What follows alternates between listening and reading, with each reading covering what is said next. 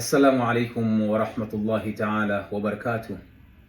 Alhamdulillahi rabbil alamin wa salatu wassalamu ala rasulillahi sayyidi sallallahu alayhi wasallam wa ala alihi wa sahbihi wa man tabi'ahum bi ihsanin ila yaumiddin, amma ba'd. Ndugu zangu, nimerejea tena kwa ajili ya mambo miongoni mwa mambo muhimu sana, masala yanayohusiana na ndoto. Baadhi yetu wamekuwa wakiota ndoto mbalimbali na wakinitaka niwape majibu, lakini muda hukuwa ni rafiki, na leo insha Allah tutaanza topic yetu hii ya ndoto, na tutaanza mpaka pale Mwenyezi Mungu atakapotujalia kuieleza ndoto moja baada ya nyingine. Na leo tutaanza na ndoto ya kupaa. Ikiwa umeota unapaa, inakuwa na maana gani? Naomba ufahamu kitu kimoja. Ndoto hiyo ya kuota unapaa inawezekana ikawa na maana nzuri kwa mazingira na hali ulionayo wakati unaota, au inawezekana ikawa na maana mbaya kulingana na hali na mazingira ulionayo. Sasa unawezaje kufahamu ndoto hii inamaanisha mambo mazuri au ina bishara nzuri, na ndoto hii umeota ya kupaa ina bishara mbaya? Ndoto hizi tutazieleza katika mazingira ya aina saba au katika hali za aina saba, au tutatoa tafsiri za aina saba kulingana na mazingira na hali ambayo watu wanaota.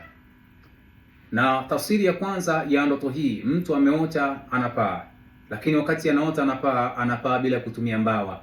Wapo wanaota kutumia mbawa, lakini tafsiri ya kwanza ambayo tunakwenda kueleza ni mtu kuota ikiwa unaota lakini hautumii mbawa wakati wa kupaa. Inamaanisha nini? Tunaita at-tayran bila ajnah, kuruka bila kutumia mbawa.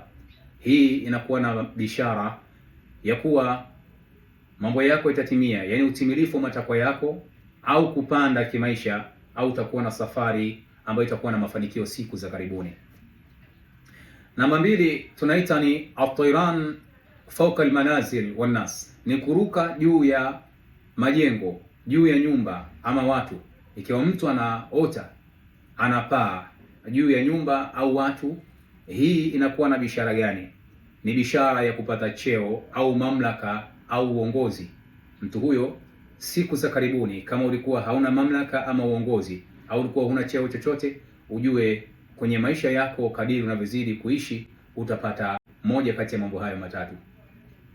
Lakini jambo la tatu ni at-tayran ma'a as-sukut, ni mtu anapaa wakati anaanguka. Mfano, anafukuzwa na kitu, anapotaka kuanguka au ameanguka alafu akajikuta anapaa. Ikiwa ulikuwa unafukuzwa au unakimbia, ulipoanguka au ulipotaka kuanguka alafu ukajikuta unapaa, ujue ndoto hii inaashiria kupata shida sana au dhiki, au utakumbana na matatizo katika siku za machoni. Tunaelewana vizuri? Na jambo la nne, at-tayran biduni irada, mtu kuruka bila ya kushurutishwa nguvu, yani kuruka bila ya mapenzi ya mtu mwingine.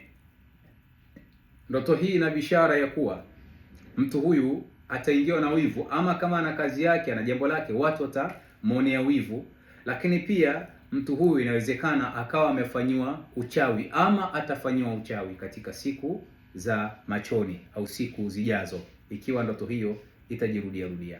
Lakini jambo jingine ni at-tayran fawqa as-sahab wal bahr, ni mtu kuruka juu ya mawingu au bahari. Ndoto hii inakuwa na maana ya matarajio makubwa sana au kusafiri.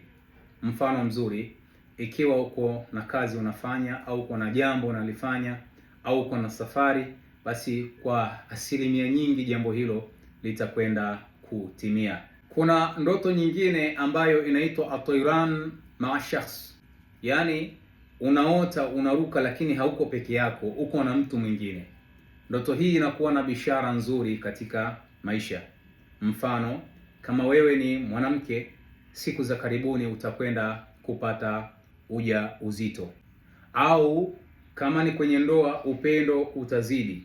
Lakini pia kama ni mwanaume, inamaanisha uokovu. Ikiwa ni mfungwa, siku za karibuni atapata msamaha. Ikiwa uko gerezani ukaota unapaa pamoja na mtu mwingine, ujue utapata msamaha au utaachiliwa siku za karibuni. Au ikiwa pengine wewe uko matatizoni, uko na shida sana, ukaota unapaa lakini hauko peke yako, uko na mtu mwingine, ujue matatizo hayo yanakwenda kuondoka karibuni. follow hapo, ulike na kucomment na kushare video yetu hii.